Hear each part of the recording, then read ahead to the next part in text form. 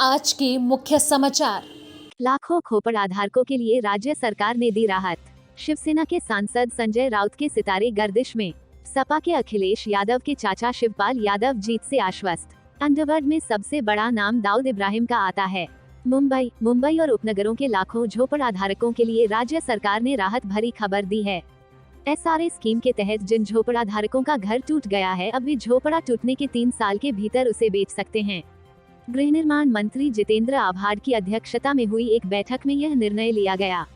बैठक में SRA परियोजना के सभी अधिकारी मौजूद थे। SRA के तहत मुंबई में कहीं भी केवल 2.5 लाख घर ही उपलब्ध होंगे। राज्य के आवास मंत्री जितेंद्र आभाड़ के अनुसार एक बार झोपड़ी को हटा देने के बाद इसे 3 साल में बेचा जा सकता है। पहले यह मियाद 10 वर्ष थी। अब 2011 के बाद पात्र स्लमवासियों को 2.5 लाख रुपए का भुगतान करके SRA योजना के तहत घर मिलेगा। गृह निर्माण मंत्री ने दावा किया कि अब गरीब 2.5 लाख रुपए में घर खरीद सकेंगे। जितेंद्र आभाड़ ने कहा कि इससे लाखों झुग्गीवासियों को लाभ होगा। SRA स्कीम के तहत वर्षों से कई प्रोजेक्ट अधूरे पड़े हैं, उन्हें जल्द शुरू किए जाने का निर्देश दिया गया है। नए निर्णय के बाद 3 वर्ष के भीतर झोपड़ाधारक अपना घर किसी को भी बेच सकते हैं। SRA में झोपड़ा वासियों को राहत देने 3 मंत्रियों की एक समिति गठित की गई थी। मुंबई, महाराष्ट्र की राजनीति, खासकर उद्धव ठाकरे सरकार में कुछ ठीक नहीं चल रहा है। ठाकरे के एकदम करीब शिवसेना सांसद संजय राउत के सितारे गर्दिश में हैं। 2 फरवरी को उनके करीबी बिजनेसमैन प्रवीण राउत की प्रवर्तन निदेशालय द्वारा एक जमीन घोटाले में गिरफ्तारी के बाद अब भाजपा नेता किरीट सोमैया ने उनके ऊपर 100 करोड़ के जंबो कोविड केयर सेंटर घोटाले का आरोप लगाकर सनसनी फैला दी है। किरीट सोमैया ने आरोप लगाया है कि संजय राउत के करीबी सुजीत पाटकर ने फर्जी दस्तावेज के आधार पर जंबो कोविड केयर सेंटर का काम हासिल किया। सोमैया ने लाइफलाइन हॉस्पिटल मैनेजमेंट सर्विसेज नाम से पार्टनरशिप फर्म को फर्जी करार दिया है। बीजेपी नेता ने नेशनल डिजास्टर मैनेजमेंट अथॉरिटी से शिकायत की है। इससे पहले किरीट सोमैया ने संजय राउत पर एक वाइन कंपनी में पार्टनरशिप का आरोप लगाया था। सोमैया ने कहा था कि राउत का महाराष्ट्र के बड़े उद्योगपति अशोक गर्ग की मैगपी ग्लोबल लिमिटेड नाम की वाइन कंपनी में पार्टनरशिप है। राउत की दोनों बेटियां और पत्नी कंपनी में डायरेक्टर के पद पर हैं। इसी वजह से राउत मॉल्स और किराने की दुकानों में वाइन बिक्री के फैसले का समर्थन कर रहे हैं। संजय राउत के करीबी सहयोगी और व्यवसायी प्रवीण राउत को प्रवर्तन निदेशालय ने 2 फरवरी को गिरफ्तार किया है। उन्हें 1034 करोड़ रुपए के जमीन घोटाले केस में गिरफ्तार किया गया है। दिसंबर 2020 में PMC बैंक स्कैम केस सामने आया था। इसकी जांच में प्रवीण का शिवसेना सांसद संजय राउत की पत्नी से कनेक्शन सामने आया था।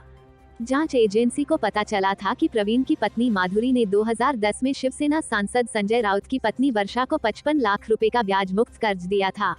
इसका इस्तेमाल मुंबई के दादर में एक फ्लैट खरीदने में किया गया था। ईडी इन रुपयों के स्रोत का पता लगा रही है। समाजवादी पार्टी के प्रमुख अखिलेश यादव के चाचा शिवपाल यादव अपनी जीत को लेकर आश्वस्त हैं। वो समाजवादी पार्टी के टिकट पर इटावा की जसवंत नगर सीट से चुनाव लड़ रहे हैं। यह सपा की परंपरागत सीट है। इस सीट से शिवपाल यादव अब तक 5 बार चुनाव जीत चुके हैं। उन्होंने कहा है कि इस बार सबकी जमानत जब्त होगी और वो बहुत बड़े अंतर से जीतेंगे। शिवपाल यादव ने कहा कि पूरे प्रदेश में ये जो गठबंधन बना है, वह बीजेपी को सत्ता से हटाएगा और अखिलेश यादव के नेतृत्व में समाजवादी पार्टी की सरकार बनेगी। समाजवादी पार्टी से अलग होकर प्रगतिशील समाजवादी पार्टी लोहिया बनाने वाले शिवपाल सिंह यादव ने AIMIM के प्रमुख असदुद्दीन ओवैसी पर हुए हमले की निंदा की है। उन्होंने कहा कि हम ओवैसी पर हुए हमले की निंदा करते हैं।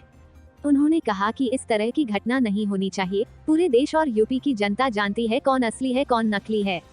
उन्होंने कहा कि समाजवादी कभी नकली नहीं हो सकते। हम पूरी तरह से गठबंधन के साथ हैं। हमने अखिलेश को नेता मान लिया है। उन्होंने कहा कि समाजवादी पार्टी का गठबंधन पूरे उत्तर प्रदेश में बहुमत से सीटें जीत रहा है। मुंबई में अंडरवर्ल्ड को विस्तार देने वालों में सबसे बड़ा नाम दाऊद इब्राहिम का आता है। दाऊद ने अपनी डी कंपनी के नेटवर्क में कई बड़े अपराधियों को जगह दी थी जो देश व समाज को समय समय पर नुकसान पहुंचा रहे थे। 1993 में मुंबई बम धमाके हुए तो दाऊद इब्राहिम गुनाहगार निकला। हालांकि माना जाता रहा है कि अयोध्या में हुए बाबरी विध्वंस के चलते ही इतनी बड़ी आतंकी साजिश को अंजाम दिया था। मुंबई सीरियल बम धमाके साल 1993 में हुए थे और उससे पहले देश में राम मंदिर आंदोलन की बयार थी। जब अयोध्या में 1992 में बाबरी विध्वंस हुआ तो मुंबई समेत देश के कई हिस्सों में दंगे भड़क गए थे। जिसके 1 साल बाद ही मुंबई में सिलसिलेवार बम धमाकों की साजिश रची गई थी। इन धमाकों के पीछे देश की जांच एजेंसियों को कई किरदारों के बारे में पता चला था, जिनमें से दाऊद इब्राहिम, अबू सलेम, टाइगर मेमन, फारूक टकला, याकूब मेमन जैसे नाम मुख्य थे। हालांकि इन धमाकों में कई सारे लोगों को मिली भगत थी। इसमें से कई आरोपियों को सजा मिल चुकी, लेकिन एक सबसे बड़ा नाम गिरफ्त से बाहर है तो वह दाऊद इब्राहिम है। अयोध्या का बाबरी मसला इन धमाकों की नींव था, क्योंकि इस बारे में लेखक एस हुसैन जैदी ने भी अपनी किताब ब्लैक फ्राइडे में जिक्र किया था। इस वाक्य को बताते हुए जैदी लिखते हैं कि जब अयोध्या में 6 दिसंबर 1992 को विवादित ढांचा गिराया गया तो कुछ मुस्लिम महिलाओं ने दाऊद को लानत स्वरूप चूड़ियां भेजी थी। जैदी ने किताब में बताया था कि लोग दाऊद पर एक प्रकार से दबाव बनाने की कोशिश में थे। वहीं मुंबई के पूर्व पुलिस कमिश्नर रहे राकेश मरिया ने भी अपनी किताब लेट मी से नाउ में इस बात का दावा किया था कि बाबरी विध्वंस के बाद भड़के दंगों का कुछ लोग बदला लेना चाहते थे, जिसके लिए दाऊद से मदद मांगी गई थी और जब वह नहीं माना तो उसे चूड़ियां भेजी गई थी। राकेश मारिया इन धमाकों के समय ट्रैफिक डीसीपी के पद पर थे। उन्होंने किताब में लिखा था कि चूड़ियां भेजने वाली बात ही दाऊद को चुभ गई थी। इसके बाद ही उसने टाइगर मेमन, अबू सलेम, मोहम्मद दौसा व अन्य के साथ मिलकर मुंबई बम धमाकों की साजिश रची थी। Bureau report, Mumbai.